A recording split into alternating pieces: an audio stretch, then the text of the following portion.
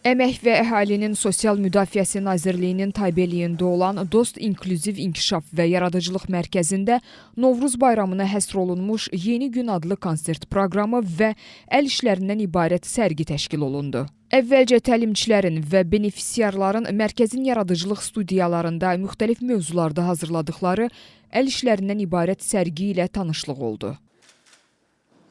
Sonra mərkəzin təlimçiləri və benefisiarların ifasında konsert proqramı keçirildi. Konsertdə mərkəzdə İnklüziv Dost alt proqramı çərçivəsində fəaliyyət göstərən istedadlı könüllülər bədii qiraət, rəqs, vokal və ifaçılıq qabiliyyətləri nümayiş etdirdilər. Biz həmən tədbirin adını Yeni Gün adlandırmışıq və burada həm təlimçilərimiz, həm benefisiarlarımız belə bir fərqli üslubda bir konsert proqramını hazırlamışıq. Biraz teatrallaşdırılmış bir formada, burada dahi Üzeyir Həcibəylinin Arşın Malalan operettasından bəzi avertüralar bugün səsləndiriləcək. Bizim benefisiarlarımız böyük bir maraqla yanaşıblar bugünkü tədbirimizə. Burada həm musiqi, həm rəqs, həm poeziyadan olan hissələr olacaq.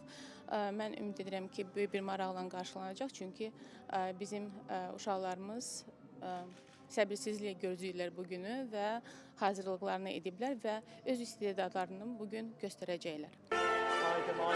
Qeyd edək ki, hazırda mərkəzdə 5 həssas kateqoriya üzrə 159 benefisiara, o cümlədən şəhid ailələrinin üzvləri, müharibə ilə əlaqədar əlilliyi müəyyən edilmiş şəxslər və onların övladları, valideynlərini itirmiş və valideyn himayəsindən məhrum olmuş uşaqlar, az təminatlı ailələr və əlilliyi olan şəxslərə xidmət göstərilir.